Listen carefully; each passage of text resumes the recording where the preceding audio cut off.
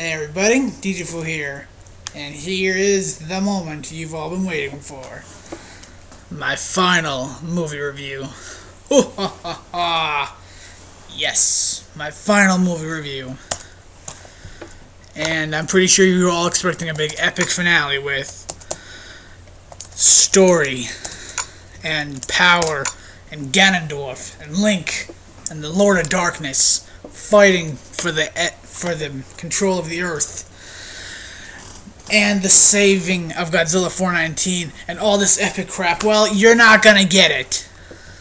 Sorry, but you're gonna have to live with this. Cause if I had to do all that, this video will not be out until freaking February, okay? I don't feel like waiting. And I don't have the patience for it. And Godzilla 419, this is not a case of quantity versus quality. This is just a case of, I don't have the time or the resources to make this video right now, and I just want to get it over with. So, this is Legend. Before we talk about that, let me tell you how the story concludes. Well, good thing I'm sitting in the chair now, isn't it? The story for the Legend movie review is going to go like this. Following Super Marathon, me and Ganondorf team up to hunt down who the bad guy in this movie, who is the one who is going to destroy the Earth and use Godzilla 419 to do it. But me and Ganondorf track down his location. We have a big epic fight. We defeat him. Well, Ganondorf dies. The guy turns out to be Ganondorf's father, and Ganondorf dies. I almost die, but I defeat him using the Master Sword. I seal the evil away forever. And I return home, hang up the sword, hang up the shield, hang up the Triforce. Well, for using to save people anyway. In particular, just one person. But, then, as I'm sitting down reading a book, watching some Harry Potter, I get visited by a person. Well, it's not as much of a person as he's a big black cloud with red eyes on it. Anyway, and some terrible movie is with, and some sidekick is with him, Mega Piranha or something like that. They're with him. That thing's with him. They show up, and they tell me, "We are going to kill you." And I'm just like, so? And then they're all like, "You are Godzilla 419's aide. We will kill you for being his aide. You cannot help him this time, and to ensure that you do not even attempt to, we will kill you." And I'll be like, "Care?" Then they'll be like, "Well, wait a second. Aren't you Godzilla 419's best friend? Aren't you supposed to be the one who tries to save him?" Well, then I'll be like this. I have stuck my neck out for that guy so many times. I've hung up the sword and I've hung up the shield. Go kill him for all I give a shit. Then they are surprised.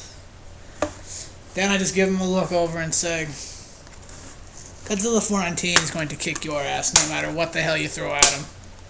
Bad movies are not his weakness, nor are good movies. No movie's his weakness. I know his weakness. It involves something soft with cotton inside. And it's a creature that he carries with him at all times. Because within this creature, made of plush, lies a part of Godzilla 419's soul called a Horcrux.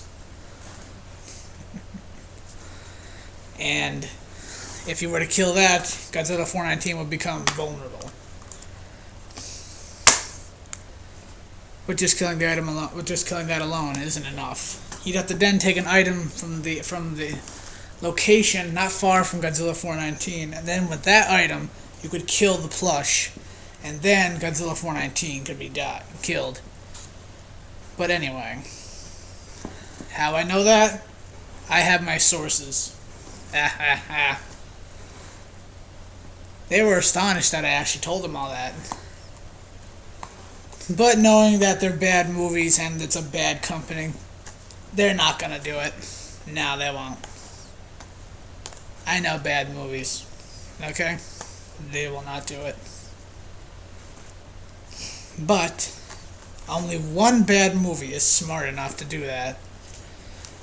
But I don't feel like going to get him at this time. And we all know what that bad movie is. There's one bad movie I'd never review because it's not even worth looking at. Dragon Ball Evolution. Just saying it makes me want to throw up. But let's get back to Legend, which I don't have to worry about time restraints anymore because I can upload videos over 15 minutes long. Legend. Yeah, I love this Blu-ray, the Ultimate Edition. Anyway, Legend is the story of a young boy named Jack, played by Tom Cruise. This is actually his first movie role that was significantly big. This was before he did Top Gun and all those. Pretty early. 1985 this came out, directed by legendary filmmaker Ridley Scott. And Tom Cruise plays a boy called Jack, who lives in the forest. And he's best friends with a princess. Who then gets kidnapped by the Lord of Darkness, played by awesome actor Tim Curry. You know, Nigel Thornberry, the hotel manager from Home Alone 2. What the hell else has he been in? He's been in a lot of movies, I just can't name that many at the moment. But, And then Jack has to go save the princess from the Lord of Darkness. That's literally his name, the Lord of Darkness. Boy that lives in the forest is friends with a princess who gets kidnapped by a Lord of Darkness, or just a demonic creature or monster or man that's just got so much power he's unstoppable. And he has to pick up a sword and a shield to defeat him to save her.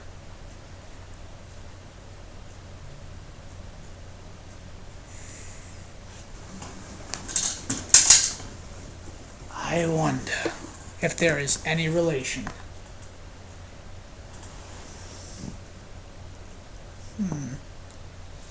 1985, 1986.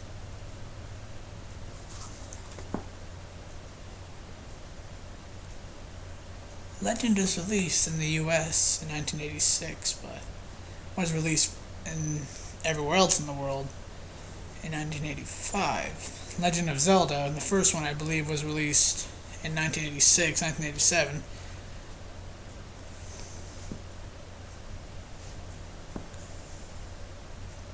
Well, that was the basic storyline of Legend, but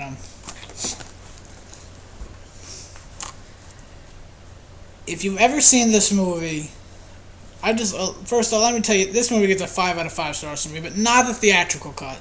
I'm talking about the director's cut of this movie. Most director's cuts nowadays literally will be like, if you look at the back, it'll say like theatrical cut 1 minute and 30 seconds, director's cut 1 minute and 31 seconds. The changes are so subtle you can't even notice them. This movie, the director's cut, is a completely reorganized, re-edited, much better version of this movie. The theatrical version is only an hour and 30 minutes. The director's cut is an hour and 54 minutes. Okay, the director's cut of this movie is so much better. I mean, the characters are believable, they're likable, they're relatable in some ways. The Lord of Darkness is just the best film villain of all time, next to the Joker and the guy from Skyfall. But, Tim Curry is the only actor who could have played the Lord of Darkness in 1985. I mean, I love this movie. It's absolutely awesome. If you have a Blu-ray player, get this movie on Blu-ray. The Ultimate Edition, and watch the director's cut. The director's cut. The theatrical edition, okay, I've watched both versions. The director's cut is the version I will recommend to anybody. The theatrical cut is like no time for character development, no time to even know who the hell the characters are, just go from point A to point B. I hate those kind of movies. That's what the theatrical cut was stripped down to. The director's cut was the version released everywhere other than the USA, because apparently, in the commentary, Ridley Scott's like this. When we tested the director's cut, or I should say, the original version of my film in the United States, the crowd was rather uninterested in all this character development. I have a feeling that the United States audiences are less sophisticated than European audiences. So Universal and I, unfortunately and regrettably, stripped the film down to the version that is known as the theatrical cut, which we showed to the United States audiences. It was a decision I strongly regretted.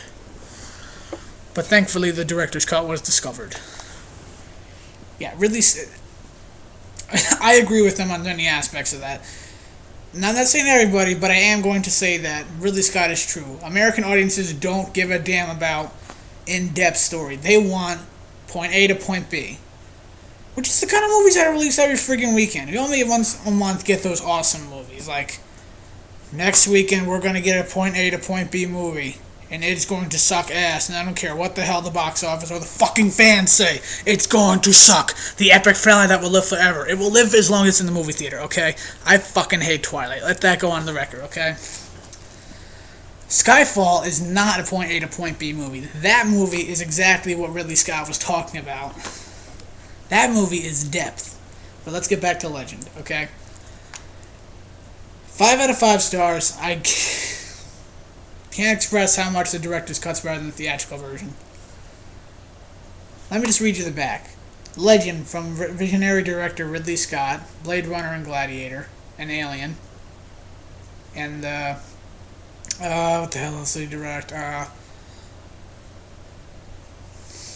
Miami Vice. No, not that. Gangs of New York or something like that. No, American Gangster. The newest version of Robin Hood. Prometheus.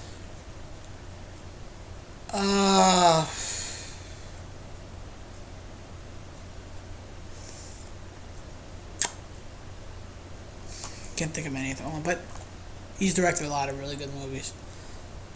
Oh yeah, Hannibal's another one. But anyway, Legend from director Ridley Scott, Blade Runner and Gladiator is a visually stunning fantasy adventure in which pure good and evil battle to the death amid spectacular surroundings. Set in a timeless mythical forest inhabited by fairies, goblins, unicorns, and mortals, this fantastic story stars Tom Cruise as a forest dweller, chosen by fate to undertake a heroic quest. He must save the beautiful Princess Lily, Maria Sarah, or is it Maria Sarah, and defeat the demonic Lord of Darkness, Tim Curry, or the world will be plunged into a never-ending ice age. Some pretty heavy shit. Not that this is shit. This is gold. So, to conclude my long movie review, Legend's awesome. I love it. And to my knowledge, this was the first live-action fantasy movie. Before you get all hypocritical on me, I need to point out a few things. Predating Legend, maybe the only movie I can think of that... Did I say fantasy? I'm talking about, like, sword and shield wielding fantasy movies, like, with princesses and unicorns and demons and goblins and stuff like that. Predating Legend, there aren't many you can list. Maybe the only one I can think of is Excalibur. But I'm about to check that out right now.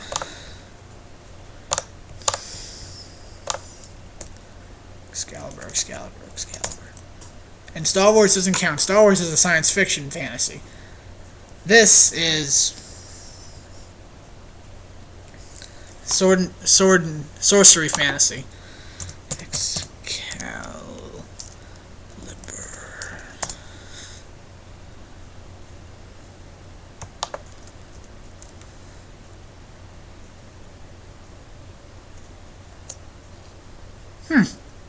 Alright. Excalibur was technically first, but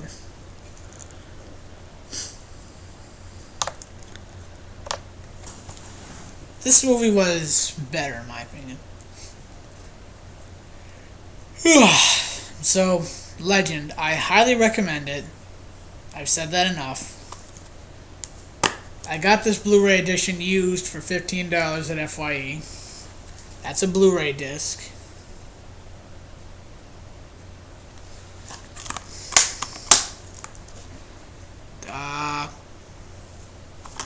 If you get it on DVD, fine, but make sure you get a DVD edition with the director's cut. Otherwise, it ain't worth it. And 5 out of 5 stars. And this concludes djufu Films movie reviews. And over the years, I reviewed some great movies, some okay movies, some bad movies, and some shitty movies. And probably the movie I reviewed that I have the most fond memories of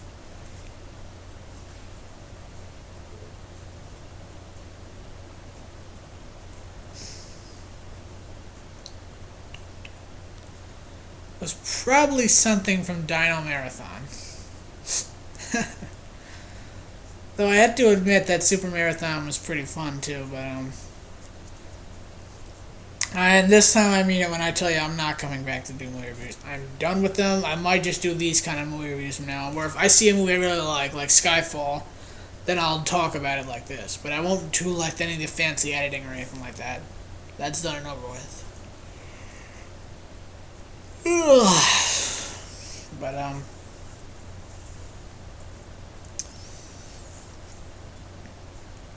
now all that's left in my YouTube account is Code Lyoko Abridged series.